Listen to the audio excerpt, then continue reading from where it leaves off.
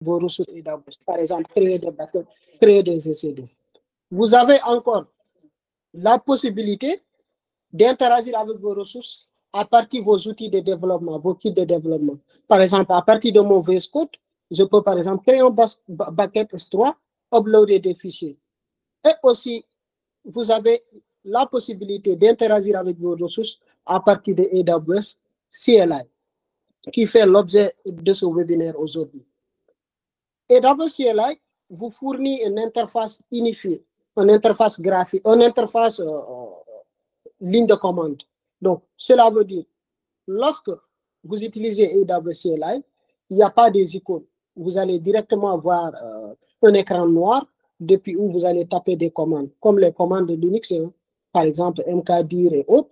Donc, les mêmes commandes côté AWS sont disponibles, que vous pouvez utiliser pour créer des ressources ou supprimer des ressources. AWS CLI vous permet en tant qu'utilisateur d'automatiser des tâches, de créer des ressources ou bien de gérer un flux de travail à partir de lignes de commande. Et aussi, AWS CLI, il prend en compte un grand exemple d'opération que vous pouvez utiliser à partir de AWS CLI. Par exemple, vous pouvez faire l'approvisionnement de vos ressources. Vous pouvez gérer la configuration de vos services. Vous pouvez manipuler des données à partir de lignes de commande. Maintenant, quelle est l'importance d'avoir AWS CLI? Ou bien, quels sont les avantages liés à l'utilisation de AWS CLI? Donc, lorsque vous utilisez AWS CLI, premièrement, ça vous aide à simplifier les tâches. Comment ça vous aide à simplifier les tâches? Si par exemple, vous voulez utiliser le console de gestion, premièrement, il va falloir vous connecter, chercher le service, entrer dans le service, faire remplir par exemple des propriétés. Par exemple, si vous devez créer un EC2, vous devez donner le nom du serveur que vous voulez créer, vous devez choisir, etc. Alors qu'avec AWS CLI, c'est simple. À partir d'une seule ligne, vous avez tout ce que vous voulez. Deuxième avantage de l'utilisation de AWS CLI, il vous permet de gagner énormément de temps. Donc, en termes de rapidité, AWS CLI n'est pas comparable à, par exemple, aux consoles de gestion. Il y a aussi la simplicité de l'utilisation, d'accord? Et aussi la polyvalence. AWS CLI, aujourd'hui, vous pouvez l'utiliser pour plusieurs cas d'utilisation. Et d'ailleurs, même, il y a certains cas d'utilisation au niveau de AWS, vous pouvez le faire uniquement par AWS CLI. Le console de gestion est limité, d'accord? Et aujourd'hui, le console de gestion est préférable pour, par exemple, des gens qui ne travaillent pas du jour au jour avec les services. Par exemple, ceux qui ne sont pas des développeurs. Eux, ils n'ont pas obligé de maîtriser le console de gestion, mais c'est un plus s'ils sont à l'aise avec le console de gestion, avec le CLI, d'accord? Vous, en tant que développeur, en tant que passionné du cloud, en tant que quelqu'un qui prétend à des postes du cloud, dorénavant, il est important de chercher à comprendre les AWS CLI. Une fois que j'ai présenté AWS CLI et ses objectifs, il faut comprendre comment est-ce qu'il faut configurer les AWS CLI. Ou bien, qu'est-ce qui est nécessaire pour avoir AWS CLI. Pour avoir AWS CLI, il va falloir que vous ayez un utilisateur IAM. Et qu'est-ce qu'un utilisateur IAM? IAM veut dire Identity Access Manager. Donc, un utilisateur IAM, c'est un utilisateur autre que le root user. Donc, lorsque vous créez un compte, en se connectant par votre adresse mail et le mot de passe, ça, vous vous êtes connecté à partir de root user. Donc, c'est l'utilisateur racine. D'accord? Maintenant, l'autre utilisateur qu'on appelle l'utilisateur IAM, c'est celui qui se connecte avec l'ID du compte, le nom d'utilisateur et le mot de passe. Et pour configurer AWS CLI, vous avez besoin de cela. Vous avez besoin d'un utilisateur IAM. Et d'ailleurs même, pour ceux qui font du développement, d'accord? Donc, on va vous donner ce qu'on appelle un accès programmatique. Et l'accès programmatique est dédié aux utilisateurs IAM. D'accord? Donc, IAM, qui veut dire Identity Access Manager, C'est un service de AWS qui vous permet de créer des utilisateurs, des rôles, des groupes. D'accord? Et aussi, IAM, il a pour objectif, d'accord, de gérer vos ressources ou bien de donner des permissions là où c'est nécessaire. Donc, en termes de gestion des utilisateurs, il va falloir utiliser le service qu'on appelle IAM, Identity Access Management. Au niveau de IAM, il y a ce qu'on appelle des bonnes pratiques. Donc, vous savez que dans la vie, il est toujours question de respecter les normes de sécurité. Donc, même au niveau de AWS, AWS ne badine pas avec la sécurité. C'est pour cela, par défaut, le premier service qui vous permet d'avoir un environnement sécurisé, c'est le IAM. Maintenant, au niveau de IAM, il y a AWS, ce qu'ils ont défini qu'on appelle les bonnes pratiques. Les bonnes pratiques, c'est tout simplement les conduites, les bonnes conduites que vous devez adopter en tant qu'utilisateur, en tant que quelqu'un qui interagit avec des services AWS. Il vous dit, pour vos utilisateurs IAM, il faut accorder ce qu'on appelle la politique de moindre privilège. C'est quoi la politique de moindre privilège? La politique de moindre privilège veut dire vous donnez une autorisation uniquement là où est nécessaire, ou bien vous ne donnez pas plus d'autorisation, ou bien vous ne donnez pas autant d'autorisation que l'utilisateur a besoin. J'explique. Par exemple, vous êtes dans une entreprise, mais vous vous occupez de la chaîne logistique. Donc, vous avez besoin d'interagir avec des services liés au supply chain, par exemple. Donc, l'administrateur du système, il ne va pas vous donner full access. Il ne va pas vous garantir un accès complet au niveau des ressources. Il va vous donner tout simplement l'accès au service qui vous permet d'effectuer correctement vos tâches. Donc, il ne va pas vous donner plus ce dont vous avez besoin. Donc, c'est ce qu'on appelle principe de moindre privilège. Maintenant, deuxième pratique en termes de IAM, on vous dit qu'il faut faire une audit régulière de vos politiques. Donc, tantôt, j'avais dit qu'avec IAM, il y a ce qu'on appelle politique. Politique, c'est quoi?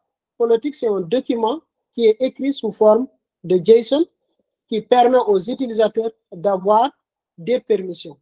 Donc, il vous dit à chaque fois, revenez au niveau de vos politiques, voir vos permissions, faire un examen périodique de ces permissions-là.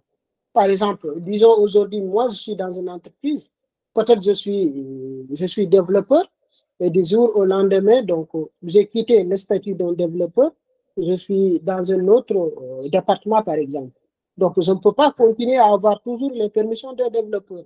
Donc, d'où la nécessité de faire un examen périodique de vos politiques d'IAM et revoir encore les autorisations. Comment est-ce que vous les accordez? Et aussi, en termes de bonnes pratiques, il vous dit qu'il faut utiliser ce qu'on appelle les rôles IAM. Donc, pour comprendre le rôle IAM, il faut comprendre qui peut utiliser les services AWS.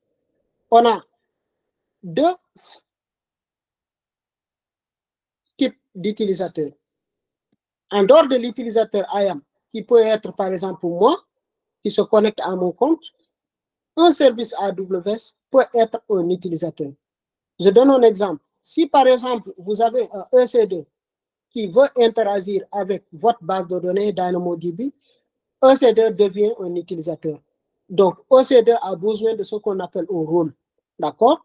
Les rôles sont associés au service AWS pour effectuer des tâches spécifiques. Alors que les politiques sont associées aux utilisateurs. Donc, si par exemple dans votre compte AWS, vous avez un utilisateur IAM, vous pouvez lui donner des politiques, d'accord? Mais si vous avez une base de données qui veut faire appel par exemple à un autre service, vous devez créer un rôle pour autoriser cette base de données-là à avoir accès à ce service-là. Maintenant, troisième bonne pratique, on nous dit qu'il faut toujours faire la rotation régulière des informations d'identification. Donc, c'est quoi une information d'identification? Par exemple, moi, si vous prenez ma pièce d'identité, par exemple, comme information d'identification, je peux avoir l'ID, le CNA, d'accord? Je peux avoir, par exemple, ma date de naissance et autres. De même que les services IAM, ils ont des informations d'identification. Et les informations d'identification au niveau des services IAM, c'est la clé d'accès et la clé secrète. Pourquoi il est important la clé d'accès et la clé secrète? La plupart des hackers ou bien ceux qui attaquent vos services, ils peuvent passer par les clés d'accès ou bien les clés secrètes. Moi, aujourd'hui, si j'ai la clé d'accès d'un utilisateur et la clé secrète, je peux directement interagir avec ses ressources sans avoir à se connecter à son compte.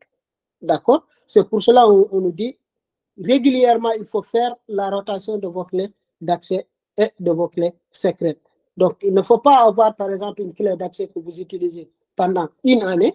Donc, à chaque fois, peut-être chaque 3 mois ou bien chaque 2 mois, dépendant des fréquences que vous avez choisies, essayez de renouveler vos clés d'accès. Donc, ça, c'était les bonnes pratiques au niveau de IAM. Donc, il n'y a pas que ça seulement comme bonne pratique. Je peux ajouter, par exemple, l'activation de multifactor authentification. Donc, l'authentification à double facteur. Il est important, lorsque vous avez votre compte AWS, d'activer ce qu'on appelle la multifactor authentification. Et aussi, un autre exemple de bonne pratique, lorsque, par exemple, vous devez donner des autorisations à un utilisateur, ne donnez pas individuellement aux utilisateurs des autorisations. Il faut créer, par exemple, des groupes, associer la politique au groupe. Maintenant, tout utilisateur qui appartient à ce groupe va hériter de ces politiques-là. Ça, ce sont des bonnes pratiques que vous pouvez trouver au niveau de AWS. Donc, à la fin, je pense que je vais partager un document depuis où vous pouvez avoir toutes les bonnes pratiques. Donc, la deuxième partie, on va passer à l'installation. Mais avant de passer à l'installation, je vais vous parler des prérequis que vous devez avoir pour installer le AWS CLI.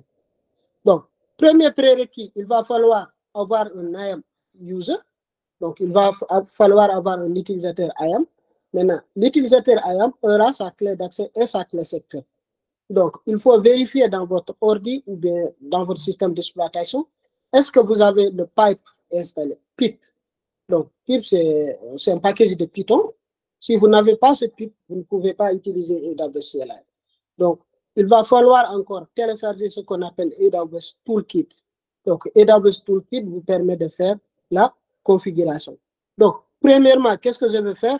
Je vais vérifier si pip est installé dans ma machine et puis je vais me connecter à mon compte AWS. Ensemble, on va créer un utilisateur, créer les clés d'accès et clés secrètes, puis revenir installer le AWS CLI. Donc, je vais partager mon terminal pour vous montrer. On va voir ensemble si le pip est installé dans ma machine. OK.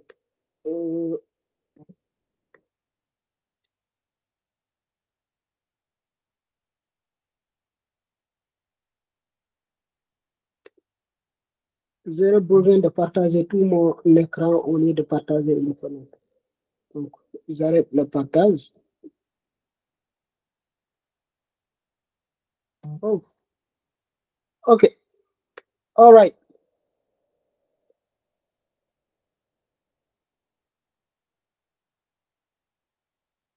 Là, vous avez vu mon terminal.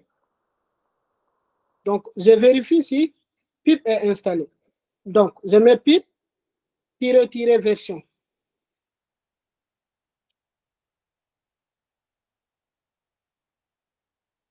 Est-ce que vous avez besoin que j'agrandisse un peu ou bien c'est bon comme ça?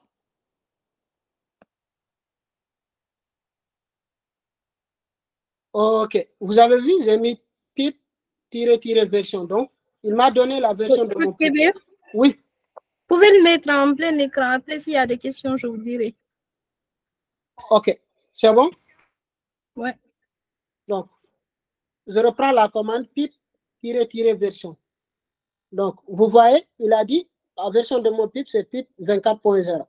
Donc, premier prérequis, je l'ai déjà, d'accord?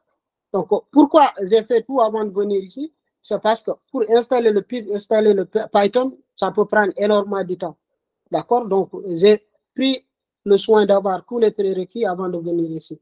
Mais je laisserai quand même des liens qui vous permettront d'avoir cela. Donc, une fois que j'ai mon pipe ou mon PIP déjà installé, je dois chercher un utilisateur IAM. Donc, pour avoir un utilisateur IAM, je vais aller dans mon compte AWS, je me connecte et je crée un utilisateur IAM. Donc, regardons, on crée un utilisateur IAM.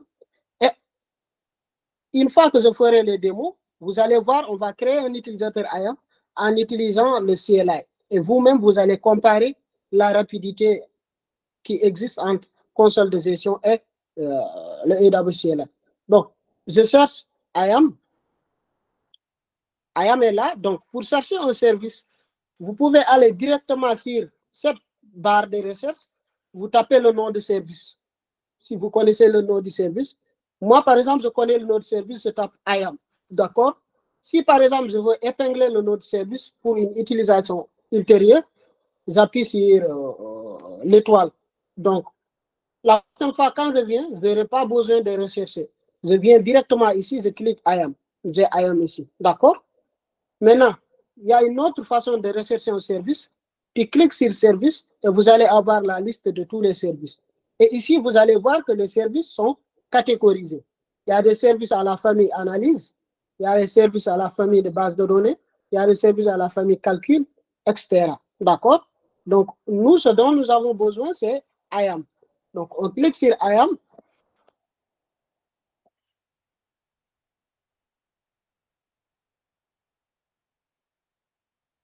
On va sur utilisateur.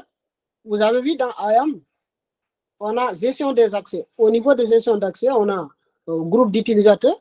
Donc, groupe d'utilisateurs, dans le groupe d'utilisateurs, vous pouvez rassembler beaucoup d'utilisateurs. D'accord? Vous pouvez, par exemple, créer un groupe admin, vous pouvez créer un groupe développeur, groupe, etc. Tout dépend de vous. Vous avez encore les utilisateurs, vous avez les rôles.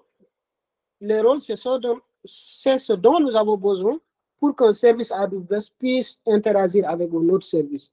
Nous avons des politiques. Politiques, c'est un document écrit en JSON ou YAML qui permet à un utilisateur d'avoir accès. Donc là, je pars sur utilisateur. What is that? OK. Créer un utilisateur. Donc là, je suis sur l'interface graphique. Je mets le nom de l'utilisateur. Donc, disons, je choisis l'utilisateur démo. OK. Là, je fournis l'utilisateur l'accès à la console de gestion. Maintenant, lorsque je crée l'utilisateur, je peux donner à l'utilisateur le rôle de pouvoir créer un utilisateur. Je coche. Donc, là, qu'est-ce que je fais? Je peux choisir un mot de passe personnalisé pour l'utilisateur ou bien laisser AWS générer automatiquement un mot de passe pour l'utilisateur. Donc, supposons si je veux choisir un mot de passe personnalisé.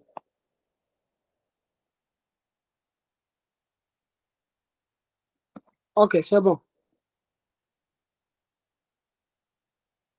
Puis, je peux par exemple dire que à partir de la première connexion, l'utilisateur doit changer le mot de passe à la prochaine connexion. Donc, moi, je dis par exemple, je n'ai pas besoin de cela. Donc, je clique sur suivant. Le mot de passe ne répond pas aux critères. OK, je change le mot de passe.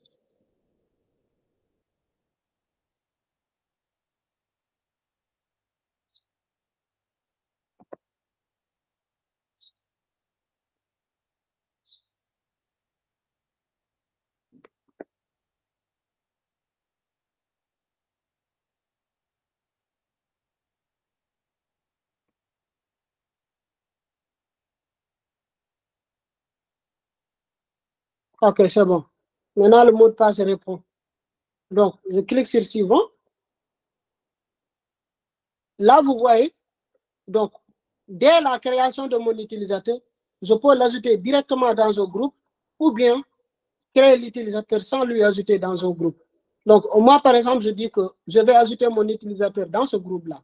Maintenant, dans ce groupe, j'ai déjà associé une politique. Souvenez-vous, j'avais dit en termes de bonne pratique, lorsque vous devez donner des autorisations à un utilisateur, ne donnez pas les autorisations individuellement. Par exemple, vous avez un utilisateur Mamadou, vous avez un utilisateur Abdou. Si vous avez besoin des autorisations, vous devez donner à Abdou, puis vous donner à Mamadou. Ce n'est pas une bonne pratique. La bonne pratique, c'est quoi? C'est par exemple créer un groupe, vous dites amis, vous mettez Mamadou et Abdou, vous donnez les autorisations au groupe amis. Donc, Mamadou et Abdou vont hériter de ces autorisations. Moi, j'avais un groupe qu'on appelle admin. Donc, dans mon groupe admin, il y a une politique qui est attachée. Donc, administrateur access. Donc, je vais vous montrer la politique, à quoi ça ressemble.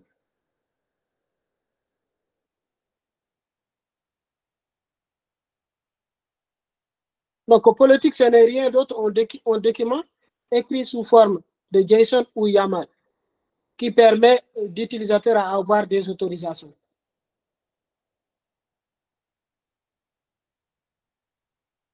Donc, vous voyez dans cette politique-là, l'utilisateur a l'autorisation sur tous les services, que ce soit Wi-Fi, que ce soit Alexa, que ce soit AppRunner, etc. D'accord? Donc, je vais rechercher la politique, puis j'affiche la politique. OK, il est où? Administrateur access. Voilà.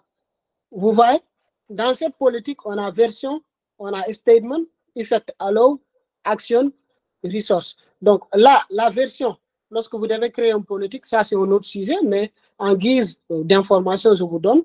Lorsque vous créez une politique, la version, ce n'est pas toujours obligatoire, mais vous pouvez mettre la version. Donc, vous devez mentionner statement. Donc, il doit y avoir rubrique effect, action et resource. Maintenant, dans effect, vous pouvez par exemple dire allow ou deny. Si vous voulez autoriser, vous mettez allow. Si vous voulez interdire, vous mettez deny. Maintenant, action. Si vous mettez un astérisque, cela veut dire vous autorisez n'importe quelle action. Si par exemple c'était une action spécifique, par exemple d'écrire un EC2 ou bien lister des buckets S3, vous ajoutez lister ou describe, ici to describe, etc. Maintenant, sur ressources, si vous voulez, ça se passe sur une ressource spécifique, vous mentionnez soit le ressource ou l'arène des ressources. Ou bien, si vous voulez, l'autorisation se passe sur toutes les ressources, vous mettez un astérisque. À chaque fois que vous voyez astérisque, sachez que ça parle de tout. OK? Donc là, je n'ai pas besoin d'aller en profondeur sur les politiques. Ça, c'est carrément un autre sujet. Donc, je reviens. Donc, une fois que j'ai coché le groupe admin, je clique suivant. Donc là, je clique créer mon utilisateur. Donc, vous avez vu, mon utilisateur a été créé. Donc, l'utilisateur est là, démo, puis il y a son mot de passe. Donc, je peux télécharger le CSV. Le CSV contient tout simplement le nom d'utilisateur et son mot de passe. Ou bien je peux envoyer directement par mail si c'était par exemple quelqu'un avec qui je travaille tout le temps. Donc, je peux laisser ou bien je clique juste sur télécharger parce que j'aurai besoin de ce fichier pour sauvegarder quelques informations là-dessus. OK, donc je laisse. Maintenant, qu'est-ce qu'on va faire? On va aller chercher clé d'accès et clé secrète. Pourquoi chercher clé d'accès et clé secrète? Parce que c'est important pour nous permettre de configurer le AWS CLI. Donc, pour chercher clé d'accès, clé secrète, vous devez aller dans ce qu'on appelle information d'identification sécurité. Donc, dans les bonnes pratiques, on avait dit que les informations d'identité de sécurité doivent configurer sous forme de rotation régulière. Donc, là, je descends. OK. Maintenant, qu'est-ce que je fais? Je vais cliquer sur créer une clé d'accès. Donc, je clique. Une fois que vous créez une clé d'accès, il va venir avec une clé secrète. Yes. Donc, là, je crée. Donc, pour les clés d'accès, vous avez vu, il vous demande le cas d'utilisation. Est-ce que vous voulez utiliser avec vos applications? Est-ce que ce sont des services tiers? Ou bien est-ce que c'est pour configurer le AWS CLI? Donc, moi, je dis c'est pour configurer le AWS CLI. And then we go. C'est ce qu'on appelle l'accès programmatique. Donc, je donne une description, je mets n'importe quoi. MAM. Donc là, vous avez vu, j'ai créé ma clé d'accès. Et aussi, ma clé secrète, elle est venue. Donc, faites attention. La clé secrète, vous l'aurez qu'une seule fois. Si vous perdez vos clés secrètes, il va falloir encore changer de clé secrète. D'accord? Donc, si vous avez vos clés secrètes, gardez-les farouchement. Donc, là, moi, bon, ce que j'ai fait, ce n'est pas une bonne pratique. Hein. Je ne devrais pas afficher ma clé d'accès et ma clé secrète. Si, par exemple, entre nous, il y a une personne mal intentionnée, au moment où j'ai activé ma clé d'accès et clé secrète, la personne peut prendre cela et il aura accès à mon compte. Donc, là, c'est pour vous dire tout simplement, les clés d'accès et clés secrètes, ce sont des informations confidentielles.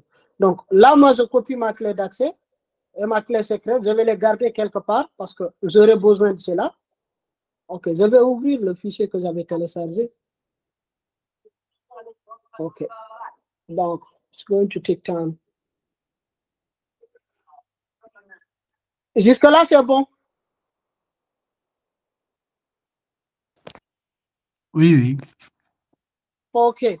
So, à n'importe quel moment, si vous ne comprenez pas ou bien je parle trop vite, vous m'arrêtez en fait. Surtout s'il y a des gens qui essayent de reproduire la même chose.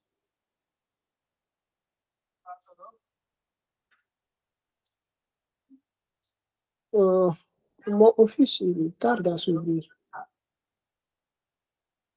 Bon.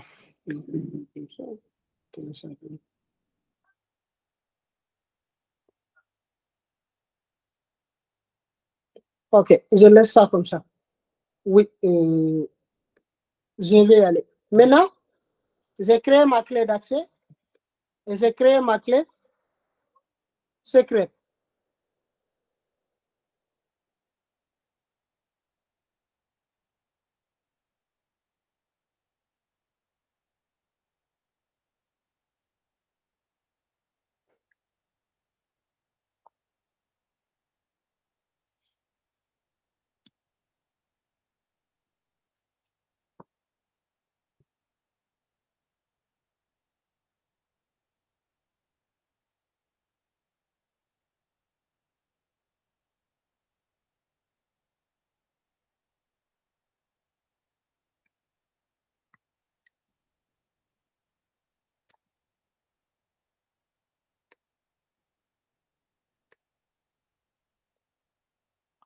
OK.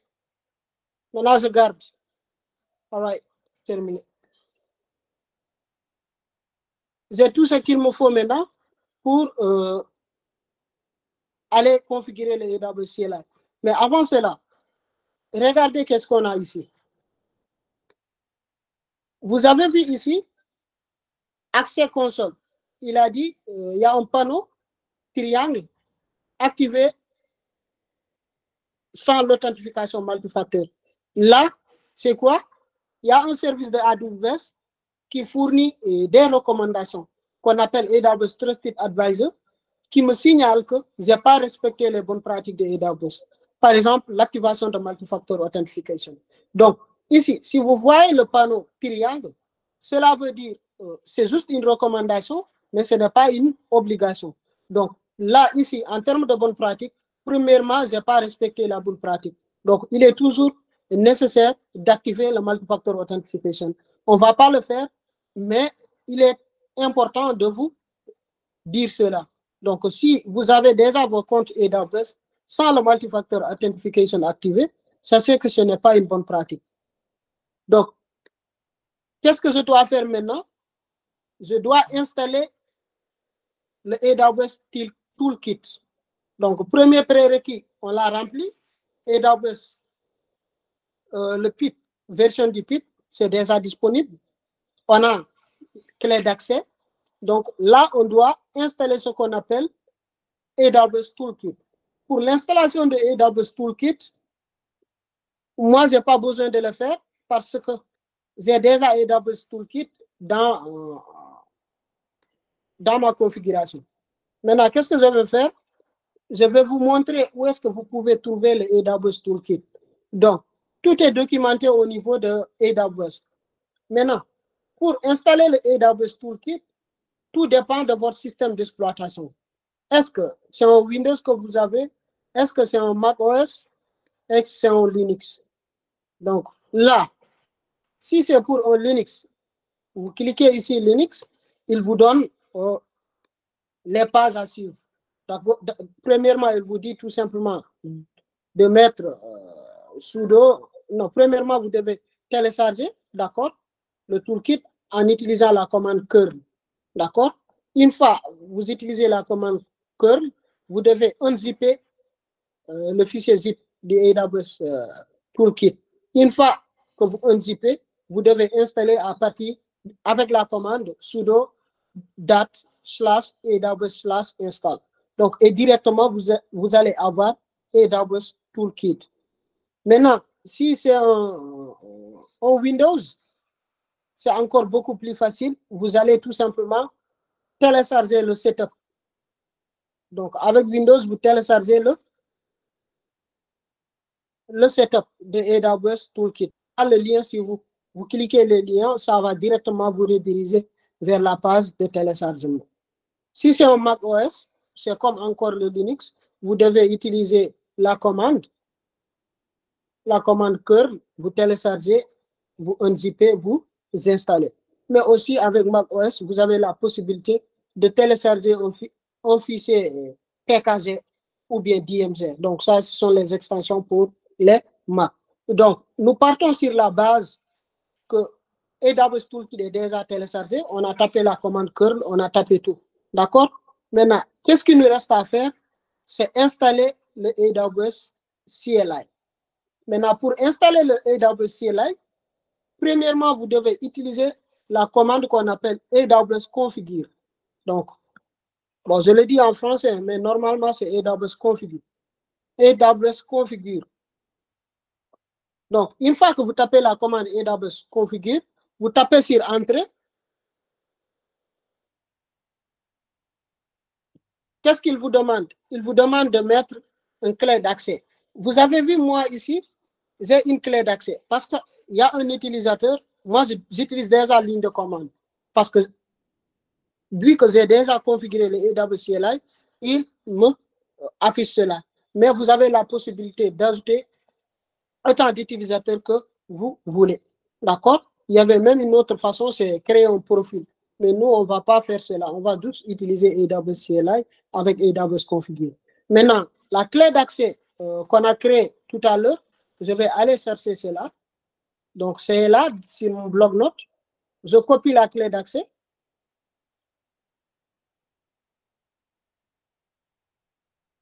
Je viens, je colle. Il me demande la clé secrète. Donc, je reviens. Je copie la clé secrète. Il me demande de préciser une région. Donc là, moi, je peux, par exemple, aller sur AWS.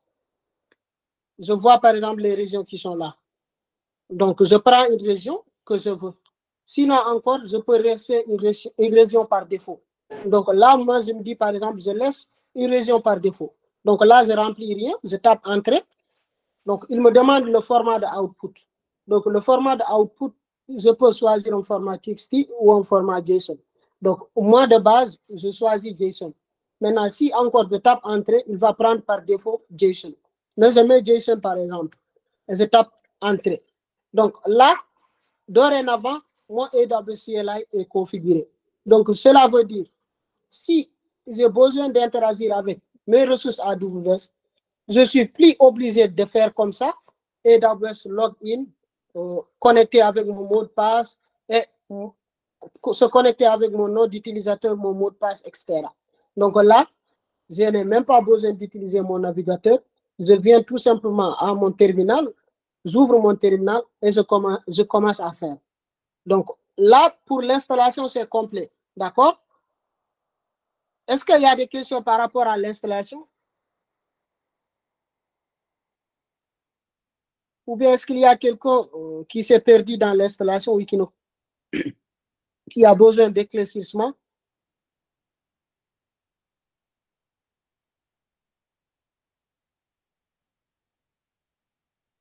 All right.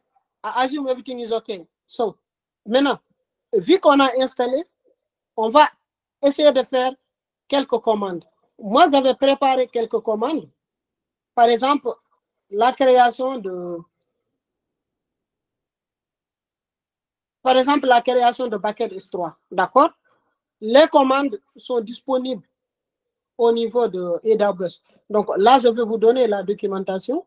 Donc, ligne de commande. Je clique. OK. Pour n'importe quelle commande que vous avez besoin, vous allez tout simplement au niveau de la documentation AWS, vous allez avoir les commandes. Si par exemple, vous avez besoin de commandes sur EC2, vous tapez EC2 AWS CLI commande.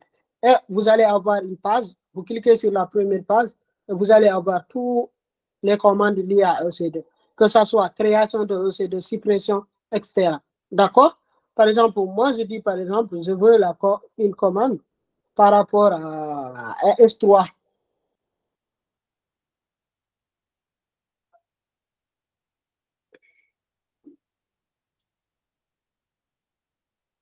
Donc, OK, création d'un compartiment. Vous voyez, donc j'ai les commandes qui me permettent de créer un compartiment. Il me dit, pour créer un compartiment, je dois commencer par AWS. Je précise le nom du service qui est S3. La commande qui permet de créer, c'est MB. Puis, j'ajoute le nom du bucket. Donc, l'exemple est là, par exemple, AWS S3 MB et le bucket. Maintenant, il faut savoir avec S3, pour toujours faire appel à un bucket S3, il faut commencer par S3, // plus le nom du bucket. Donc là, disons par exemple, je veux créer un bucket S3 pour vous montrer, d'accord? Et tous les commandes AWS, ou bien tous les commandes que vous utilisez pour AWS, ça commence toujours par AWS, le nom du service, plus l'option. Donc, AWS EC2, AWS DynamoDB, AWS RDS, AWS, ainsi de suite. Donc là, disons pour la création d'un bucket S3, par exemple. Donc, je vais directement copier les commandes que j'ai ici. Donc là, j'ai mis un exemple de création d'un bucket qui s'appelle WebDemo, par exemple. What is that? OK, je vais faire comme ça.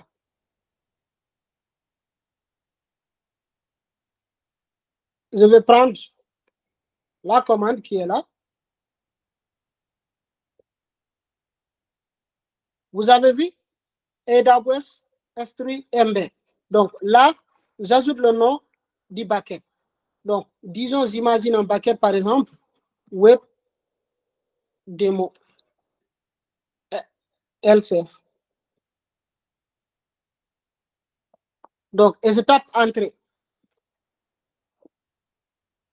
Donc, là, on va attendre le output. Vous voyez, le output make bucket that web. Cela veut dire que j'ai déjà créé le bucket. Le bucket a été créé à partir de AWS CLI. Donc, pour vérifier si le bucket a été créé, je peux utiliser la commande AWS S3 LS, par exemple. Il va m'afficher les buckets. Ou bien, je peux aller dans console de gestion pour vérifier cela. Donc, là, on va vérifier est-ce que l'utilisateur arrive vraiment à interagir avec nos ressources. Donc, on va aller sur S3. S3. Donc, on va chercher si le bucket a été créé. Donc, je clique sur S3. Vous avez vu comment c'est là? Si, par exemple, j'avais opté d'utiliser la ligne de commande, j'utilise S3LS. Vous allez voir directement le bucket. Donc là, j'ai fait exprès d'utiliser console de gestion pour mettre l'accent sur la rapidité de AWS CLI. Donc là, vous voyez, c'est déjà créé. Right? Donc, on a déjà créé notre bucket. Donc, on va essayer de voir une autre commande. Tous les commandes, je les ai précisées ici. Hein. Donc, là, on va utiliser la commande qui permet de lister des buckets. Donc là, on revient. La commande qui permet de lister les buckets, vous pouvez le trouver au niveau de la documentation. Donc, sur la documentation, si par exemple, vous voulez répertorier des buckets, il y a la commande qui est là. Donc, AWS S3 LS. Donc, on voit l'exemple, AWS S3 LS, et il va lister tous vos buckets. Donc, on revient ici, AWS S3 LS. Vous voyez? Donc, il va sortir. Voilà.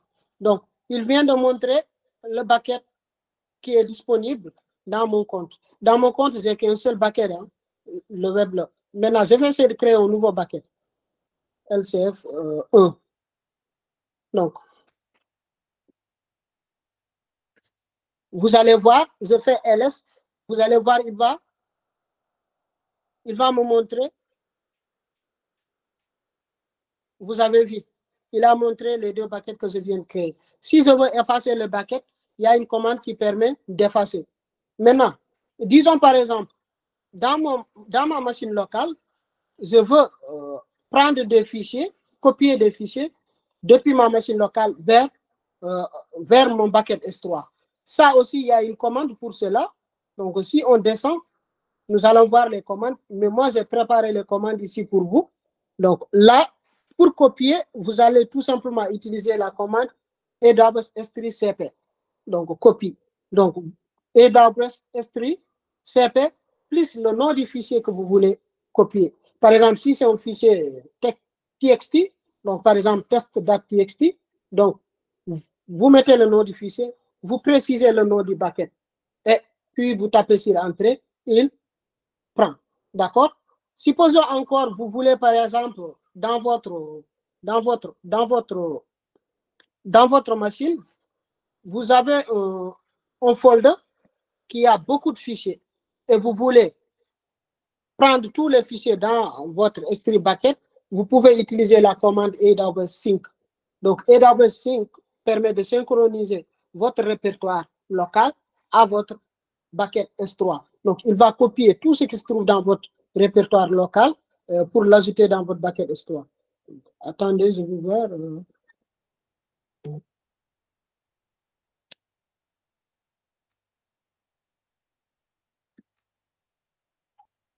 OK, ici, il n'y a rien. Bon.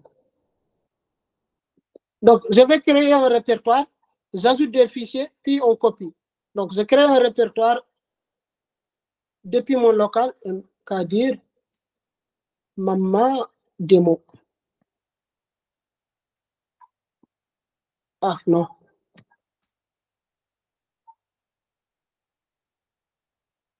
OK. Donc, j'ai créé un répertoire maman démo. D'accord? Donc, je vais faire un CD sur ce répertoire-là. Une fois que j'ai fait un CD, vous voyez, je fais un LS. Mon bucket, il est... Non, mon répertoire, il est vide. Il n'y a rien. Donc, je crée 3 fichiers, par exemple. Touch, test, dot, txt. Touch, test, word, txt. Touch, test2, txt. Touch, test3, txt. OK. Là, je fais un ls. OK? Donc, vous voyez, j'ai 4 fichiers txt. Maintenant, si je veux synchroniser ce répertoire local à mon bucket S3, j'utilise la commande AWS Sync. D'accord?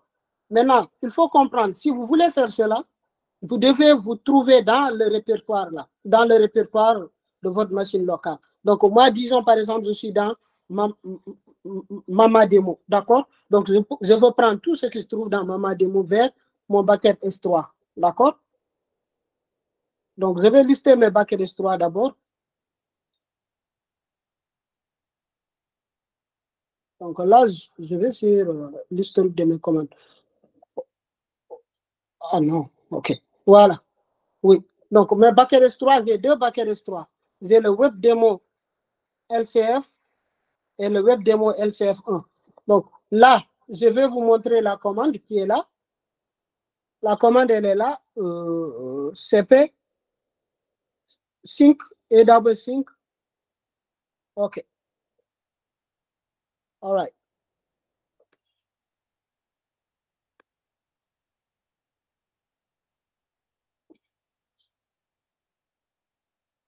Vous avez vu? Donc, qu'est-ce que j'ai fait? J'ai utilisé. Bon, qu'est-ce que j'ai fait? J'ai utilisé la commande. Je vais effacer tout ce qui se trouve là pour que vous voyez encore mieux. OK. Donc, la commande, elle est là.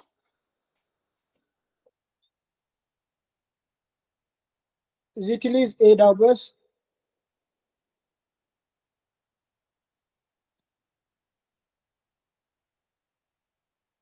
OK.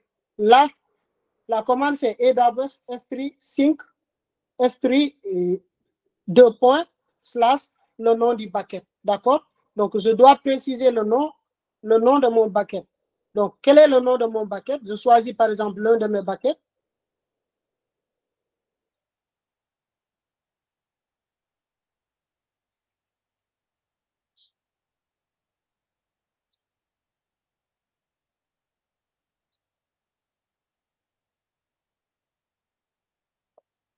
Pour ne pas faire d'erreur, il faut mettre le nom correct de ce bucket-là. Donc, je vais mettre le nom du bucket. Je choisis par exemple le premier bucket, web démo LCF. All right. Donc, là, il manque un A au niveau de la commande. Donc là, qu'est-ce que cette commande va faire? Il va prendre tous les fichiers qui se trouvent dans Mama Demo, il va les envoyer directement dans Web Demo. Donc, je appuie Entrée. Vous allez voir. Vous voyez? Il a copié tout. Vous avez vu? Il a mis Upload. Donc, il a fait un upload de tous ces fichiers-là. Donc, là, qu'est-ce que je peux faire? Je peux faire ls de comment on appelle encore, du bucket Web Demo LCF pour afficher les objets qui se trouvent dans Web Demo. Donc, ls du bucket Web Demo. OK. Attendez.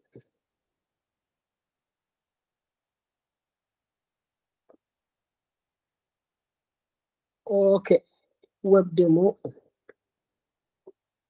S3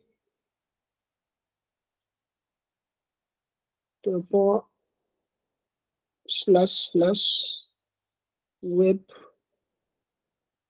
Demo LCF. Donc là, quand j'exécute cette commande, il va afficher ce qui se trouve dans Web Demo. Vous voyez les objets que j'avais pris depuis Mama Demo, il les a ajoutés ici. Donc là, c'était tout pour les S3. Donc, on va voir encore notre exemple pour création d'utilisateurs. Par exemple, supposons par exemple, je veux créer un utilisateur, un IAM user, en utilisant le AWS CLI. D'accord?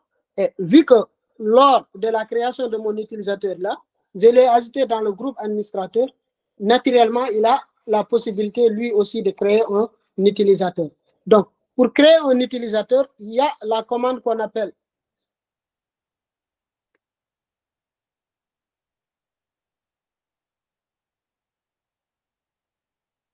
Donc, je clique sur la documentation.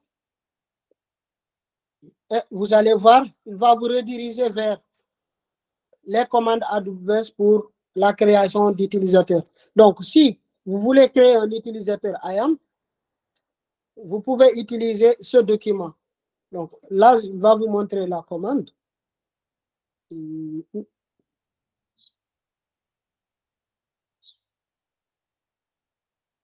Non, là, c'est pour ajouter un utilisateur en groupe.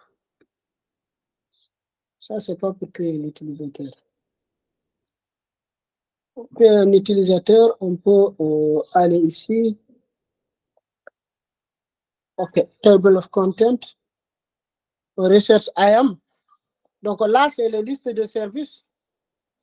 On recherche tout simplement les services qui nous intéressent. OK, je vais chercher IAM. IAM doit être là.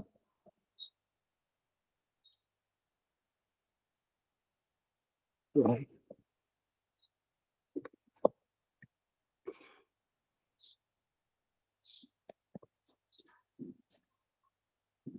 Je pense qu'ici, c'est beaucoup plus rapide. OK. Donc, l'essentiellement, c'est de savoir où est-ce que vous pouvez trouver les commandes. Là, moi, ce que j'essaie de faire, c'est de vous montrer, vous n'avez pas besoin exactement d'avoir toutes les commandes en tête, mais quelques commandes de base, il est important de les connaître. Mais sachez qu'il y a un document qui vous permet de trouver toutes les commandes. Je pense que j'ai pris le mauvais lien. Mais quand même, la commande, elle est là. OK. Donc.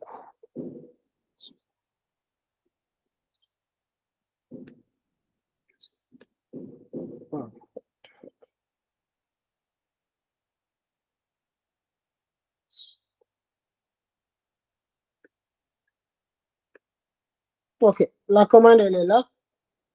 Donc, pour créer un utilisateur, qu'est-ce que vous utilisez? Vous utilisez la commande AWS IAM create a user. D'accord? Puis, vous mettez username. Par exemple, ici, cet exemple nous montre comment créer un utilisateur qui s'appelle Bob. D'accord? Là, cette commande, elle est simple. Elle ne fait que créer l'utilisateur uniquement. Elle n'ajoute pas l'utilisateur dans un groupe. Elle ne propose pas un mot de passe pour l'utilisateur. Il y a d'autres commandes IAM qui permettent de créer un utilisateur, ajouter l'utilisateur en même temps dans un groupe, ajouter un mot de passe pour l'utilisateur, ajouter une politique à l'utilisateur. Mais nous, ce qu'on cherche, c'est juste créer un utilisateur pour un exemple basique. Vous voyez? Donc là, l'utilisateur est créé. Donc ça, c'est le format output JSON. Donc, à chaque fois que vous réussissez une commande, vous allez voir ce output-là. Si vous avez un autre output autre que ça, cela veut dire que la commande que vous avez utilisée n'a pas marché. Donc, vous voyez ici, il a créé l'utilisateur Bob. Maintenant, si je veux vérifier est-ce que l'utilisateur a été créé réellement, je peux aller dans mon compte, je vais dans IAM et je clique sur utilisateur. Si je clique sur utilisateur, dans ma liste d'utilisateurs, je dois trouver l'utilisateur Bob. Donc là, je rafraîchis la page. Vous voyez, Bob est là. Donc, vous voyez, Bob, il est créé. Bob n'appartient à aucun groupe. Et Bob n'a pas effectué d'activité encore. Et Bob n'a pas d'autorisation. Et retenez par défaut, lorsque vous créez un utilisateur, il n'aura pas d'autorisation. C'est à vous de lui donner des autorisations. Il y a encore plein d'autres commandes que vous pouvez utiliser avec IAM. Mais vu qu'on a un peu dépassé l'heure, on était supposé d'arrêter à 13h. Donc là, je vous passerai tout simplement le document pour pouvoir faire ce que vous voulez. Avec, ah non, vous avez encore du temps. C'était 13h45. Ah, OK. Je crois que c'était 13h directement. D'accord. Donc là, on a créé un utilisateur et on a créé un utilisateur et on peut vérifier si l'utilisateur a été créé et ceci confirme que l'utilisateur Bob a été créé. Donc, moi, je vais naviguer un peu sur la documentation et vous montrer certaines commandes et nous allons voir ce qui se trouve au niveau de ces commandes-là. Donc, disons par exemple pour les développeurs, d'accord? Vous pouvez utiliser Amplify. Donc, si vous travaillez avec Amplify, donc vous voulez créer une application, il y a une commande pour cela. Vous voulez par exemple créer un webhook, vous avez cela. Vous voulez dilater une application, vous voulez encore faire du backend environment, vous avez cela. D'accord? Donc, là, en guise de bonus, on va vous partager ce lien-là qui vous permet d'avoir tout ce dont vous avez besoin pour démarrer avec IAM. Donc, retenez tout simplement que IAM, CLI, retenez tout simplement que CLI est beaucoup plus rapide que AWS Console et ça vous permet de faire moins d'erreurs.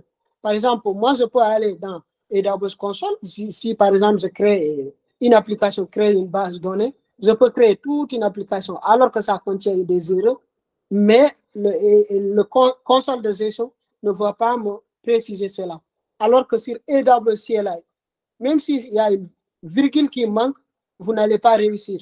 Ce qui veut dire, si vous effectuez une opération avec AWS, vous avez 100% de garantie que vous avez correctement effectué cela. All right? Donc, quelle autre commande qu'on peut avoir? Voilà. Donc, on peut avoir encore une commande qui permet de créer un utilisateur avec des permissions.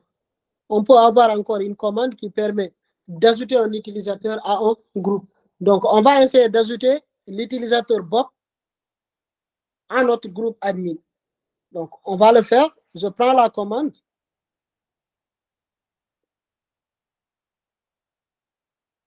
Les commandes ont été préparées au préalable pour rendre la session beaucoup plus fluide. Donc, là, vous voyez, pour ajouter un utilisateur à un groupe, vous utilisez la commande AWS IAM add user to group. D'accord? Et vous précisez le username, puis vous précisez user group.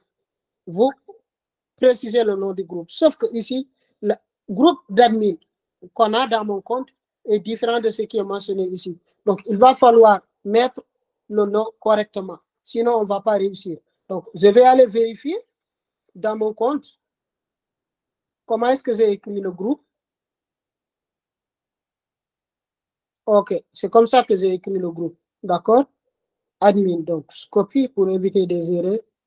Non, naturellement, je ne fais pas faire erreur en écrivant admin. A-D-M-I-N. OK. Donc, là, j'efface l'admin qui est là. All right. Donc, vous voyez, donc là, si je hit Enter, j'appuie sur Entrée, il va directement ajouter Bob à mon groupe admin. Donc là, ouais. Voilà. Donc, Bob est ajouté. Donc, pour vérifier cela, on peut aller dans groupe. Maintenant, souvent, il se peut que vous effectuez une opération et vous tardez à le voir dans votre console de gestion parce que ça se base sur l'Internet, d'accord? La synchronisation entre le CLI et votre compte. Donc là, je vais vérifier, mais normalement, je pense que Bob est déjà ajouté. Hein. Voilà, vous avez vu, j'ai 3 utilisateurs. Donc cela veut dire qu'il y a Bob déjà qui est dedans. Donc, je dois patienter ou bien réfléchir pour voir Bob. Voilà, Bob est là. Vous voyez, Bob a été créé il y a 5 minutes et il est ajouté dans mon groupe. Voilà. Maintenant, vu que Bob est ajouté ici, Bob, à son tour, il peut avoir des clés d'accès et des clés secrètes pour pouvoir aussi effectuer des tâches. All right. OK. Donc, on prend des questions. On prend des questions ou bien s'il y a des gens qui sont en train de faire la même chose, s'ils ont besoin d'aide ou d'assistance, on les aide.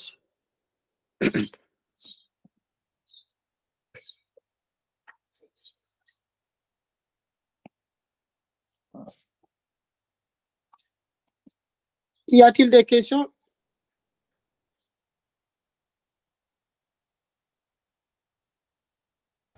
Pour les questions, vous pouvez directement activer vos micros ou bien passer dans le chat.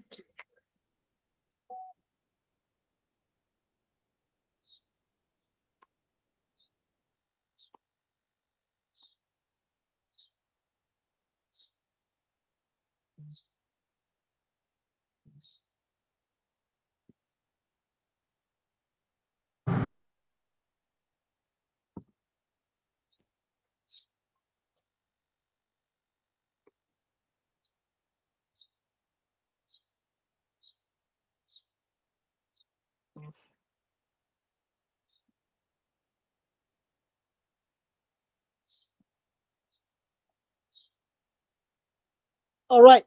Qui a réussi à configurer son AWS CLI?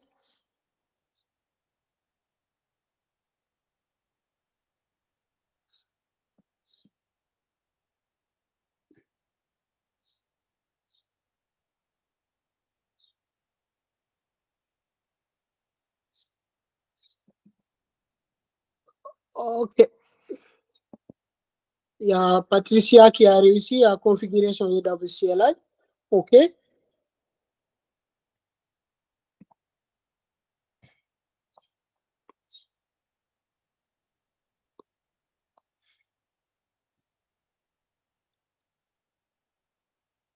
Je vais poser une question, right? Oui, Alain, oui.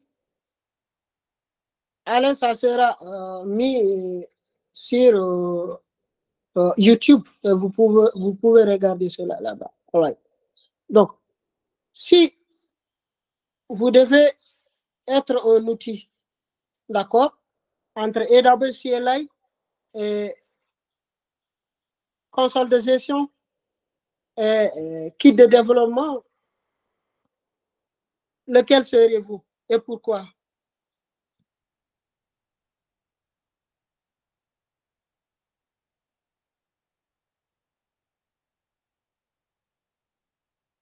Moi, perso, je préfère être AWS CLI en termes de rapidité et de simplicité.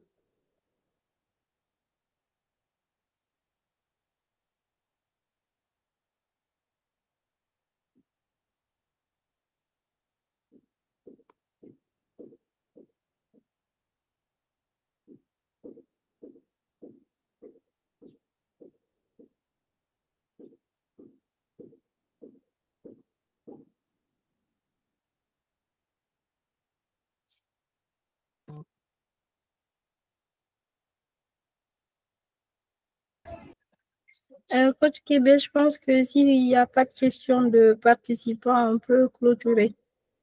Oui, je pense, ouais. Il y a quelqu'un qui demande si on peut utiliser le CMD. Le CMD, tu veux dire avec Windows?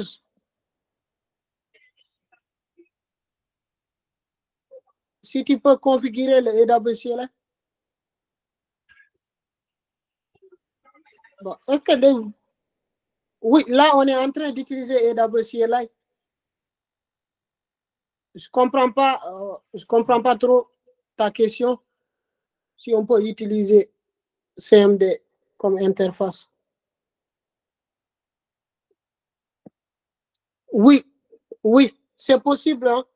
Quand tu as le Windows, tu peux faire les mêmes configurations. Donc, il va falloir tout simplement ajouter AWS CLI ou bien AWS Toolkit dans ton Windows pour pouvoir commencer à taper des commandes à partir de là-bas. D'accord? Donc, je confirme que c'est possible. Peu importe le système d'exploitation que vous avez, que ce soit du Windows, Linux ou que ce soit du Mac, vous pouvez travailler avec vos ressources AWS.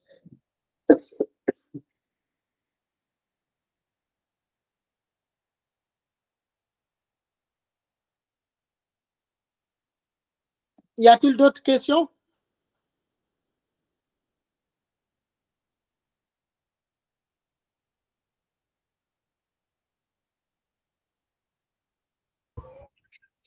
On a partagé le lien d'un formulaire dans le chat. C'est pour avoir vos avis par rapport au webinaire et ce que vous en avez tiré.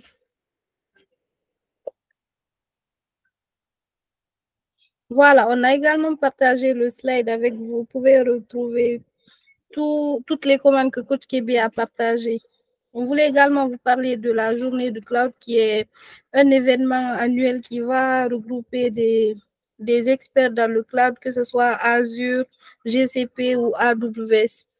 Il y a également les dimanches du cloud qui se tiennent tous les troisièmes semaines du mois. Et aussi, on vous invite également à rejoindre la communauté WhatsApp. On partage souvent des updates sur les formations et puis les événements à venir dans le cloud. Merci encore à tous les participants. Kadiatou, il y a, je pense, Hamza qui vient de poser une question. Comment procéder pour maîtriser les commandes importantes rapidement? Donc, en termes de maîtrise des commandes, moi, je pense que c'est tout simplement être habitué au CLI. Au fur et à mesure que vous utilisez du jour au jour, ça va venir fluidement. D'accord? C'est comme par exemple, lorsque nous commençons avec les commandes line de Linux, auparavant, ça a été complexe pour maîtriser les commandes.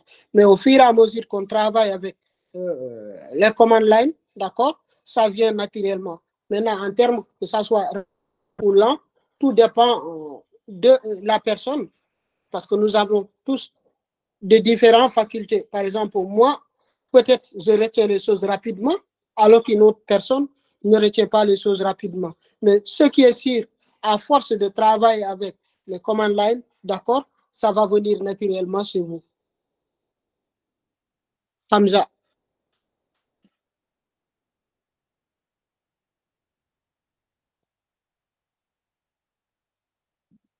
Oui, des exercices, vous avez plein. Hein. Vous pouvez avoir plein d'exercices.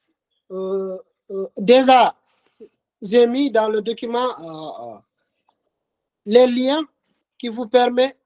J'ai mis dans le document les liens qui vous permettent de voir l'ensemble des commandes qui existent. Par exemple, ici, mon écran, si vous le voyez toujours, vous voyez ici ces listes de commandes pour les buckets S3. Donc, vous pouvez configurer cela depuis votre machine et commencer à jouer avec. Par exemple, créer, effacer, ou bien aller créer des utilisateurs et autres. D'accord? Donc, vous pouvez apprendre en autodidacte pour cela. Et aussi, je pense que même il y a des applications qui sont disponibles sur iPhone, d'accord, qui vous permet d'avoir les commandes de AWS CLI. Vous pouvez télécharger cette application et jouer avec. Oui, tout a été partagé. Hein. Dans le document qu'on a partagé, il contient le guide que vous devez prendre pour installer le AWS CLI sur Windows. Il contient encore les commandes, d'accord? Les commandes AWS CLI que vous utilisez pour Windows, pour Linux, c'est la même chose. C'est juste la configuration au niveau des différents types de systèmes d'exploitation qui varie. Mais AWS a les mêmes commandes pour n'importe quel système d'exploitation.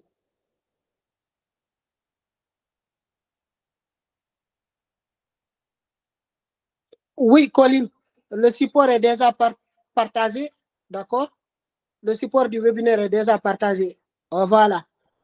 Kadiatou vient de partager à nouveau. Donc, vous pouvez vous en servir pour configurer votre AWS CLI dépendant de votre disponibilité. Donc, Kadiatou, tu as le mot de la fin, je pense. Allô? On vous invite à remplir le survey pour avoir votre avis sur l'événement. Savoir ce que vous avez pensé de l'événement et s'il y a des améliorations à apporter. Oui. Merci. Allô, Mamadou? Ok, vas-y. Allô? Oui, vas-y. Bonjour, Mamadou. Désolé du retard et puis bon, voilà. Bon, je voulais savoir, est-ce que les liens seront aussi partagés dans le groupe WhatsApp? Ah, d'accord, oui, ça sera partagé. Vous faites partie des cohortes, n'est-ce pas, si je ne me trompe pas? C'est ça. D'accord, on peut partager individuellement, mais aussi c'est partagé ici, si vous voulez télécharger directement. D'accord, j'ai Oui, compris. oui, il y a aussi Patrice Jean-Pierre qui demande quand les prochains webinaires. Donc, il faut savoir que je pense que dans le mois, on fera peut-être 2 ou 3 webinaires, d'accord? Mais ça sera publié depuis notre page LinkedIn, ça sera publié dans notre communauté WhatsApp. Si vous êtes dans la communauté, vous n'allez pas rater cette occasion. Je profite de l'occasion, il y a un workshop qui est prévu le mercredi prochain, ça sera sur le service de stockage S3. Donc, il y aura, on va parler des cas d'utilisation, il y aura des travaux pratiques et à la fin des quiz.